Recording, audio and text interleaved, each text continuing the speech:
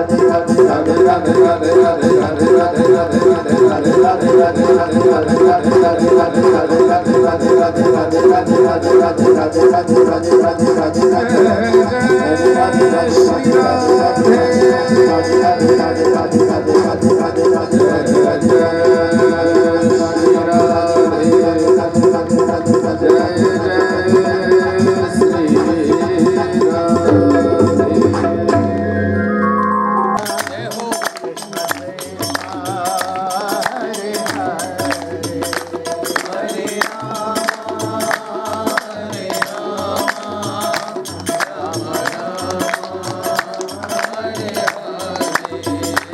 Hare Krishna,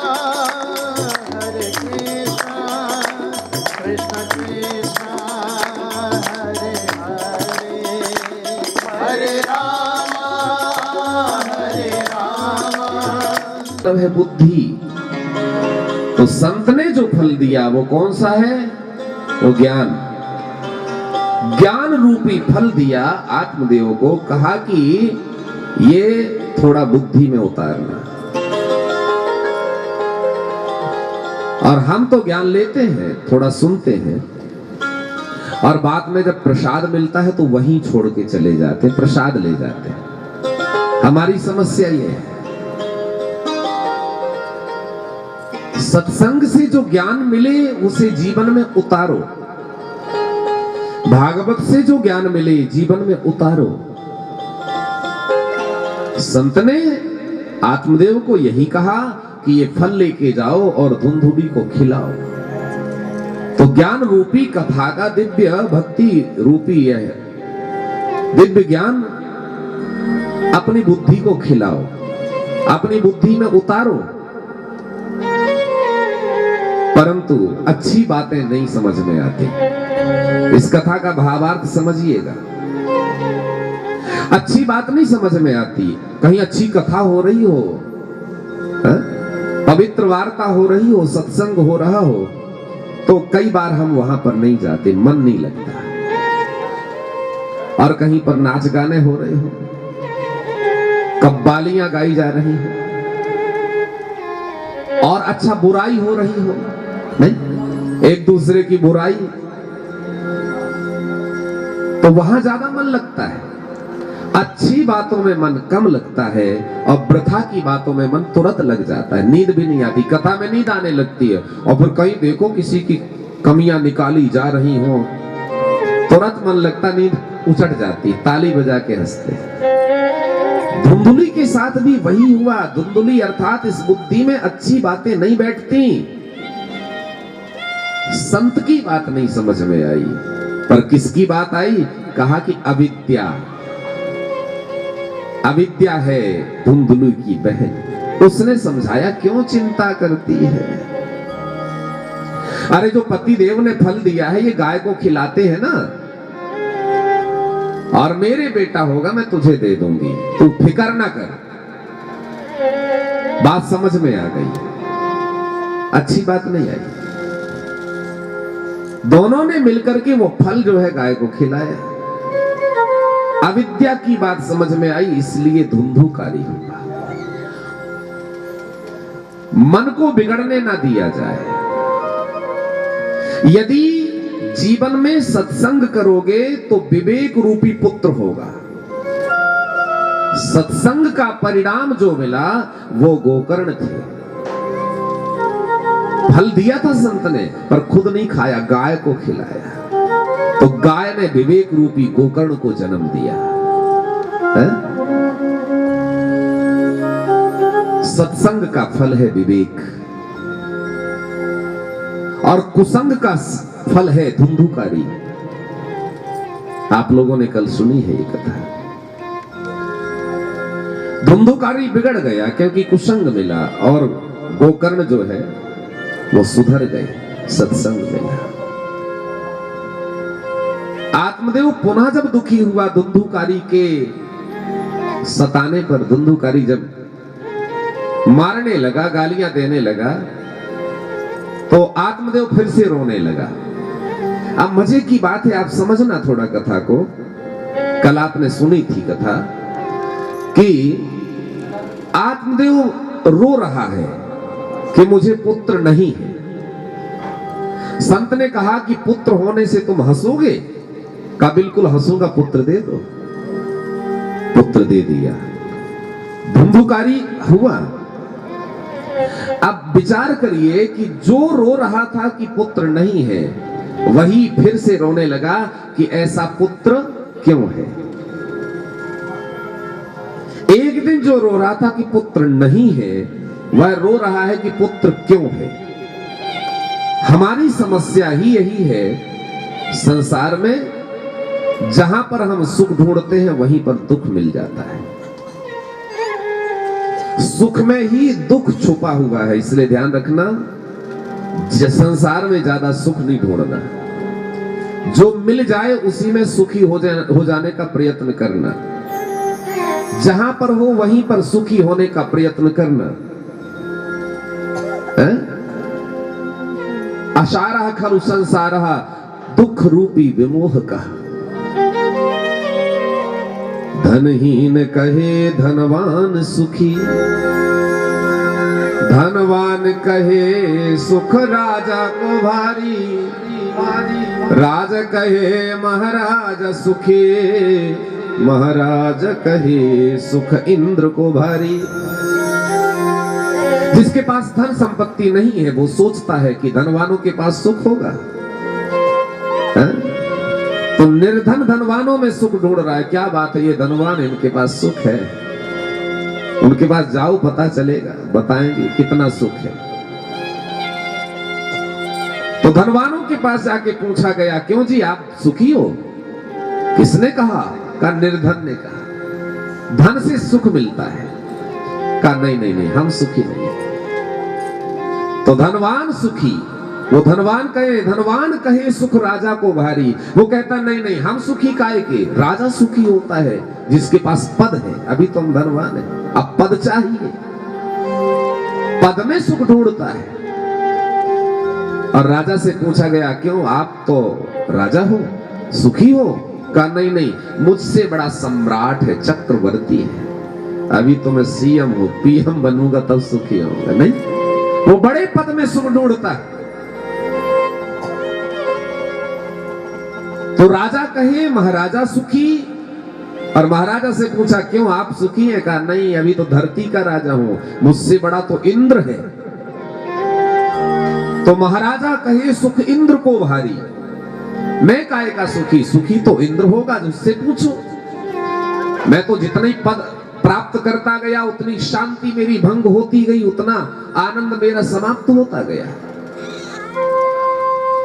अब दौड़े दौड़े इंद्र के पास गए, क्यों आप सुखी हैं?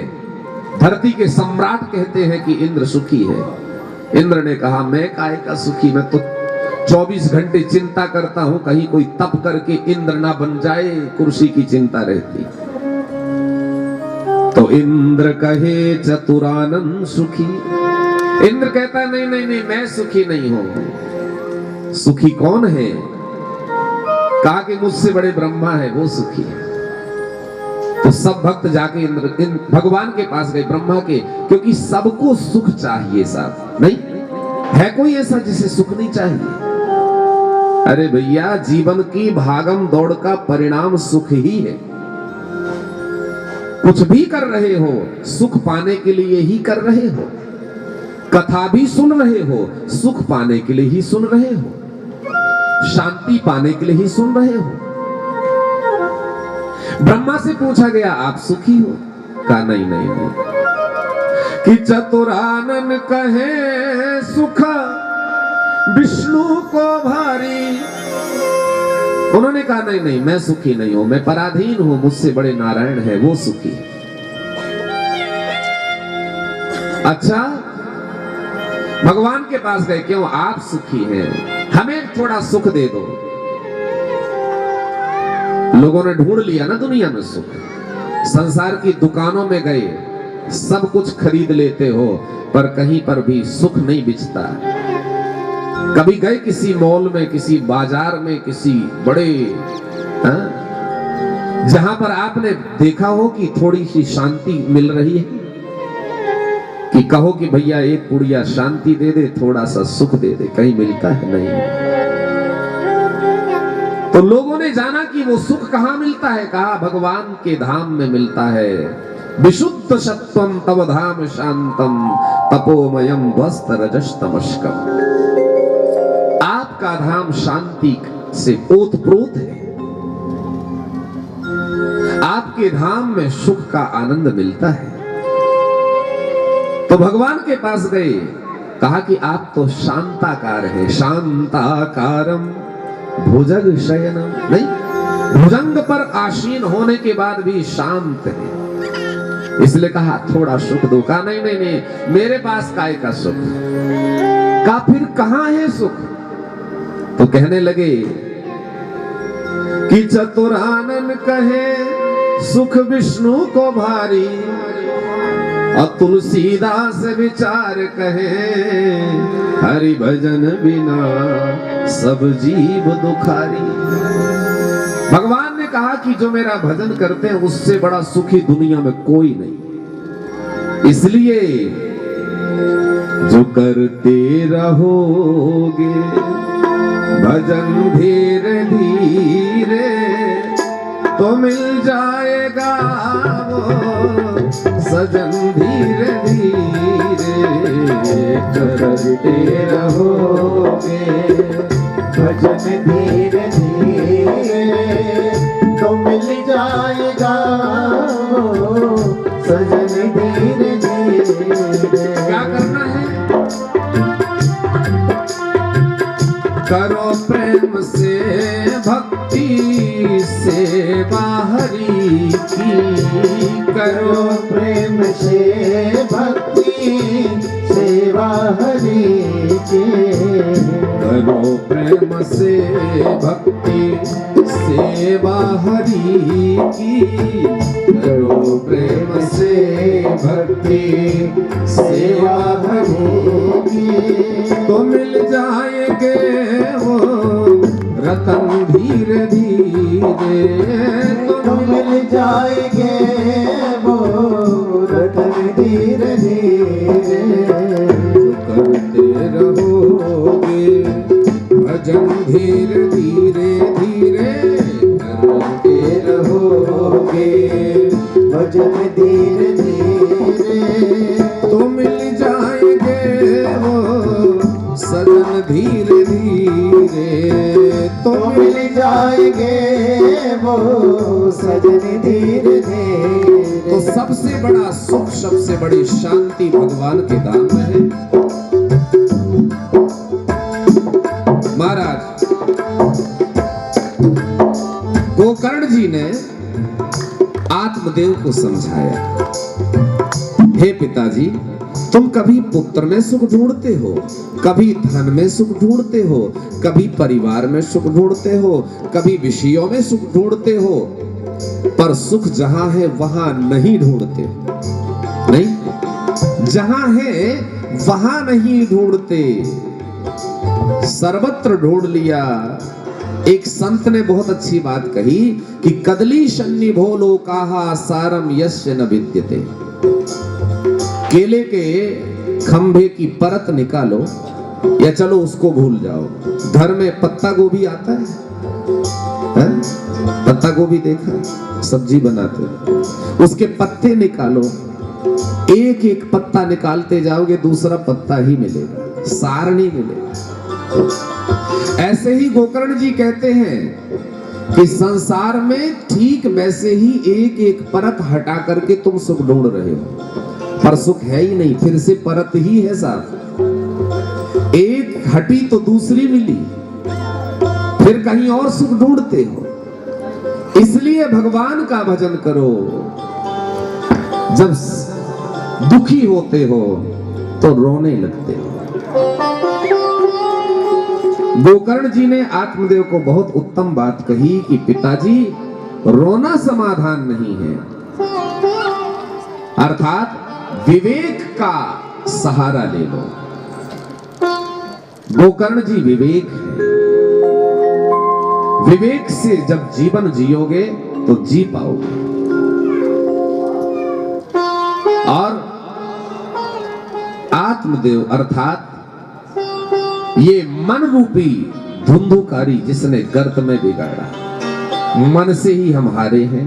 मन ही हमें परेशान करता है, इसलिए मन की साधना करो। मजे की बात है कि धुंधुकारी से आत्मदेव बच गए क्योंकि सत्संग किया है, पर धुंधुली नहीं बच पाई। धुंधुली मर गई कुएं में गिर करके, क्योंकि इसने सत्संग नहीं किया। जीवन में सत्संग कब काम आता है, बाकी काम आए ना आए ध्यान रखना, पर सत्संग आपको राह दिखाता है। सत्संग से आप अपने आप में संभल जाते हो। जीवन में प्रतिकूल परिस्थितियों में आपके जीवन का किया हुआ सत्संग ही आपको सहायक बनता है। प्रतिकूल परिस्थितियों में आपका वो किया सत्संग आपको बचाता है और उस वक्त वो काम आता है। इसलिए आत्मदेव ब्राह्मण संभल गए सत्संग करने के कारण। इसलिए अपने मन को सुधारो। श्रीमद् भागवत की सुंदर कथा आरंभ हुई कि जन्माद्यस्य यतोन्मयादितरतस् चार्थे स्वविज्ञः स्वराट् तेने ब्रह्म हृदय आदि कवये मोहयन्ति यत्सूरयः तेजोवारि मृदां यथा विनिमयो यत्र त्रिसर्गो मृषा धाम्ना स्वेन सदा निरस्तकुहकं सत्यं परं धीमहि। भागवत में मंगलाचरण किया गया। जन्माद्यस्य यतः अन्वयाद इतरतः। मंगलाचरण में ऐसे ब्रह्म की आराधना की जा रही है, आपने कल भी करी। कल भागवत के महात्म का मंगलाचरण है और आज भागवत का मंगलाचरण है। मंगलाचरण का मतलब होता है अच्छे आचरण। तो किन ब्रह्म की आराधना हुई? कहा कि जो परमात्मा जन्म इत्यादि से परे है। कि जन्माद्यस्य यतोन्मयादितरतः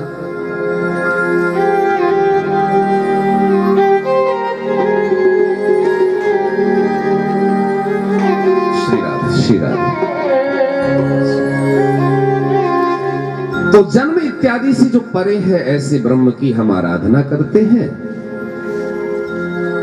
वो कौन है? का वो जो सबके अंदर बैठा है। और कल भी आपने समझा था,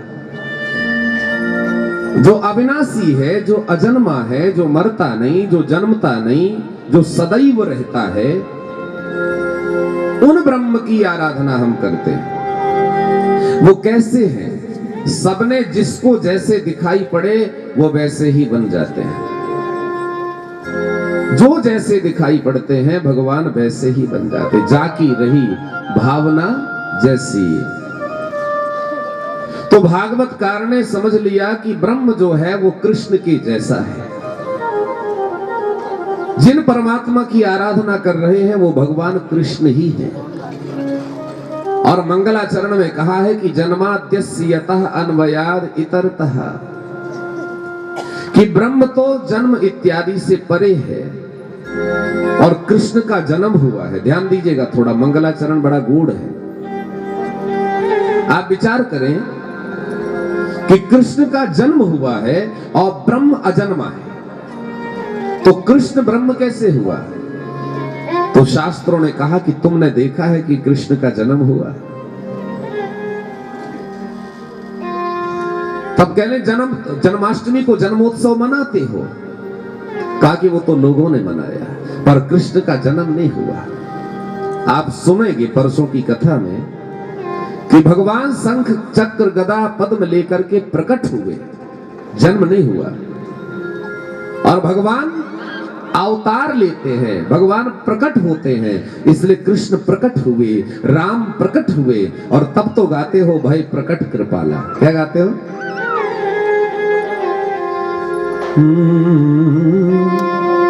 भाई प्रकट कृपाला दीन दयाला कौशल्या हितकारी, भय प्रकट कृपाला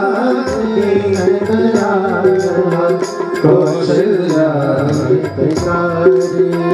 यही गाते हो ना। तो कृष्ण का अवतार हुआ, प्रकट हुए, जन्म नहीं हुआ। जन्म तो यशोदा ने मनाया, जन्म तो नंद बाबा ने मनाया। तो जो परमात्मा जन्म और मृत्यु से परे है, जो भक्तों पर कृपा करने के लिए प्रकट होता है, वो कृष्ण है। और किसने देखा देवकी के यहां पर भगवान ने कारागार के मध्य में अवतार ले लिया, प्रकट हो गए और वसुदेव जी ने शीश पर पालना रखा, गोकुल पहुंच गए। गोकुल में अदला बदली हुई। कोई भी इस मर्म को जान नहीं पाया वसुदेव जी के अलावा। वो तो भागवत ने आप लोगों को बताया कि भगवान का जन्म मथुरा में हुआ और गोकुल में झूला झूले, नहीं तो हमको भी पता ना होता।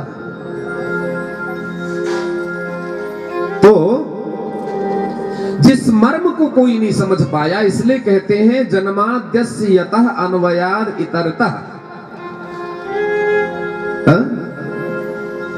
अर्थात जिन्होंने अवतार ले लिया और मथुरा से गोकुल आ गए, परंतु कोई इस मर्म को जाना नहीं। ऐसे जो ब्रह्म है, ऐसे जो परमात्मा है, उस ब्रह्म की मैं आप लोग सब मिलकर आराधना करते हैं। वो स्वराट है। स्वराट का मतलब है कि जो स्वयं में राजित है, जो स्वयं प्रकाशित है और दुनिया को भी प्रकाश दे रहा है, दुनिया को भी प्रकाशित कर रहा है, वो स्वराट। तो किसी ने कहा कि मंगलाचरण में लिखा है आदि कवये मुह्यंती। ब्रह्मा आदि कवि है। सबसे पहले कवि कौन है? ब्रह्मा जी। तो आदि कवि ब्रह्मा भी जिन ब्रह्म की माया से मोहित होते हैं, हम उन ब्रह्म को प्रणाम करते हैं।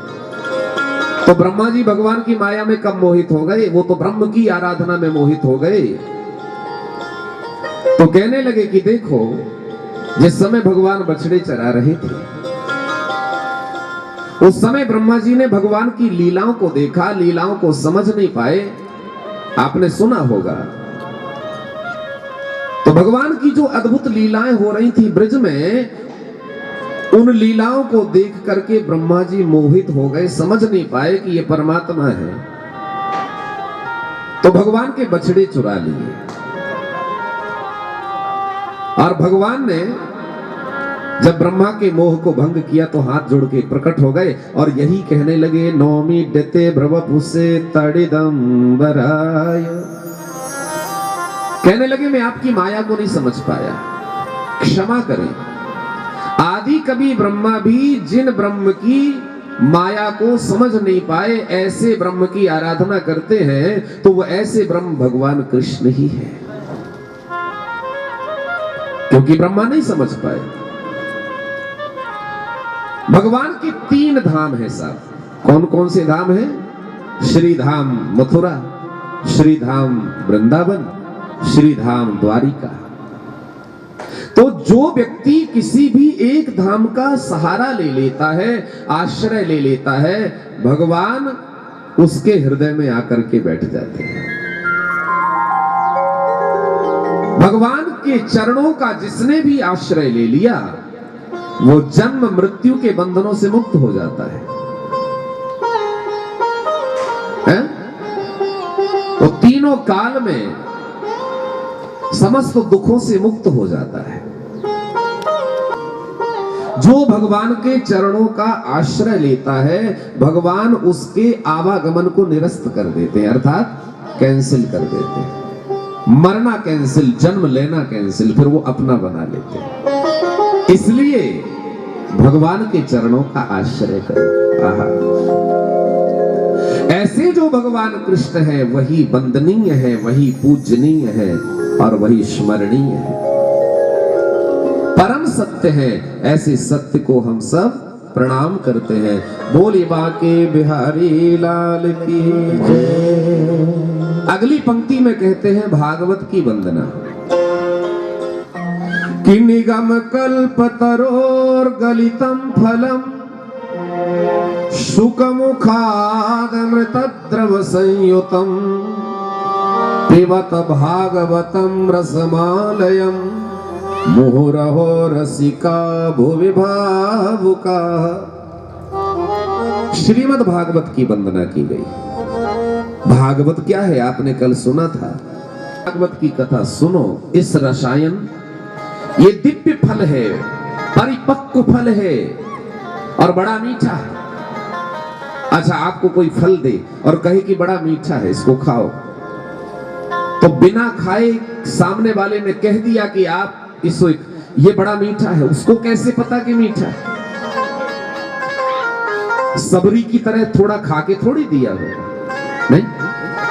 और फिर भी यदि वो कह रहा है कि फल बड़ा मीठा है, इसे खाइए, तो गारंटी क्या है साहब कि वो मीठा है? लोगों ने पूछ लिया कि आप कैसे कह सकते हो कि भागवत रूपी परिपक्व फल बड़ा मधुर है, बड़ा मीठा है? तो कहने लगे ये इसलिए उत्तम है, इसलिए मधुर है, इसलिए बड़ा मीठा है क्योंकि इसमें सुखदेव का मुख लग गया है। किसका मुख? तोते का मुख लगा है। और आप जानते होंगे कि जिस फल में तोते का मुख लगता है वो फल मीठा होता है। आपने सुना होगा, तोता फलों का पारखी है। जो फल मीठा है उसी में तोता मुख लगाता है साहब, क्योंकि उसको ज्ञान है इस बात का कि ये मीठा ही होगा। तो कह रहे हैं कि शुकमुखादमृत द्रव संयुतम, सुखदेव जी का मुख लग गया है इसलिए फल बड़ा ही मधुर है। अच्छा, तो क्या करें इस फल का, इस मधुर फल का, उत्तम फल का करें क्या? तो कहते हैं पिबत भागवतम रसमालयम, भागवत रूपी इस रसायन का पान करो साहब। अब आप लोग कथा पी रहे हो कि सुन रहे हो? बताओ, है? सब लोग बताइएगा, आप कथा सुन रहे हो या पी रहे हो? है? हम लोग कथा सुन रहे हैं, नहीं? पर यहां लिखा है कि पिबत, इसे सुनो मत साहब, इसे पियो। कथा को सुनना नहीं, कथा को पीना। क्यों पीना? क्योंकि सुनी हुई बात भूल सकते हो, एक कान से सुनकर के दूसरे कान से निकाल सकते हो। पर यदि तुमने कान के माध्यम से इसको सुना, कान के माध्यम से सुनो, यदि पियोगे तो पिया हुआ पदार्थ तुम्हारे अंदर जाता है, नहीं? कोई भी पदार्थ तुम पीते हो, चाय पीते हो, पानी पीते हो, तो वो आपके अंदर जाता है और अपना फल देता है जो आपने पिया है। तो भागवत रूपी रसायन को कानों के माध्यम से पीना सीखो। अब एक बात आई कि कब तक पिए? तो कहा जब तक जियो तब तक पियो।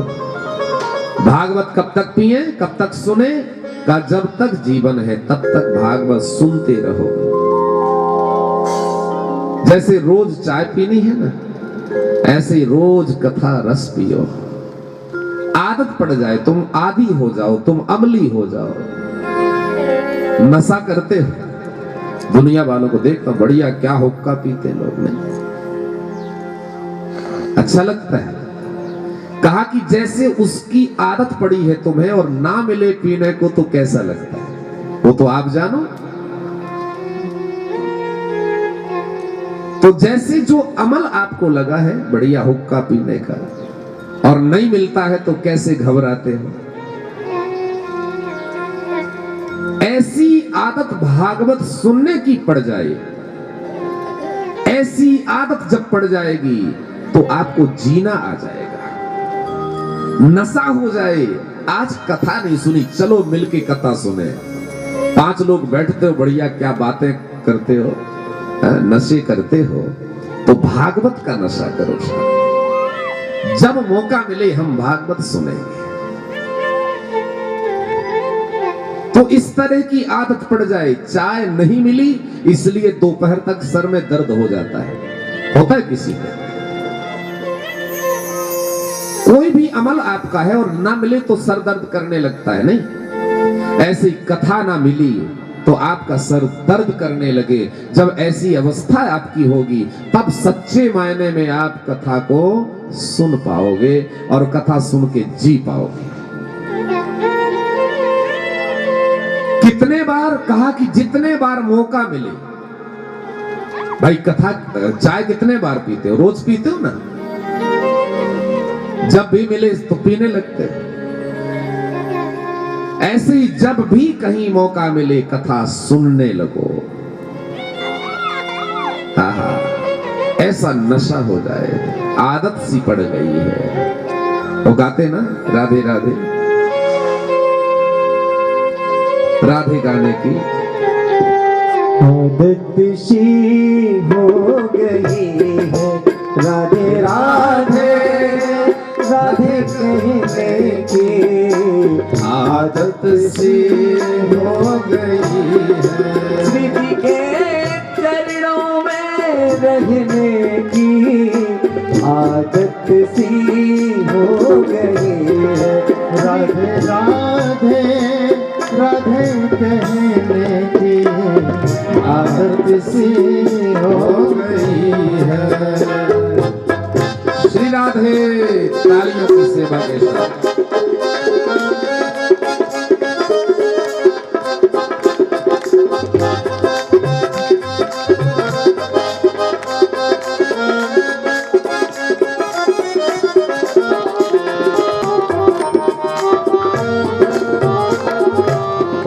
कोई पागल कोई दीवाना मस्ताना ही कहे, कोई पागल कोई दीवाना मस्ताना ही कहे, कोई पागल कोई दीवाना मस्ताना ही कहे।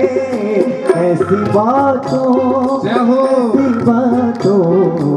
ऐसी बातों को तो सहने की आदत सी हो गई है, राधे राधे राधे कहने की आदत सी हो गई है।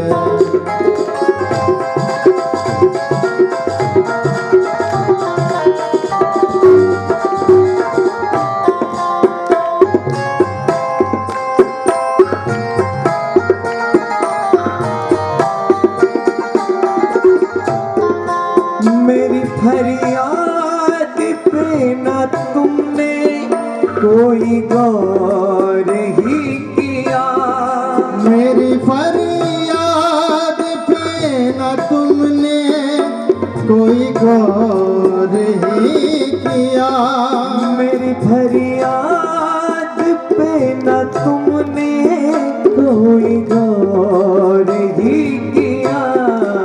ऐसी बातों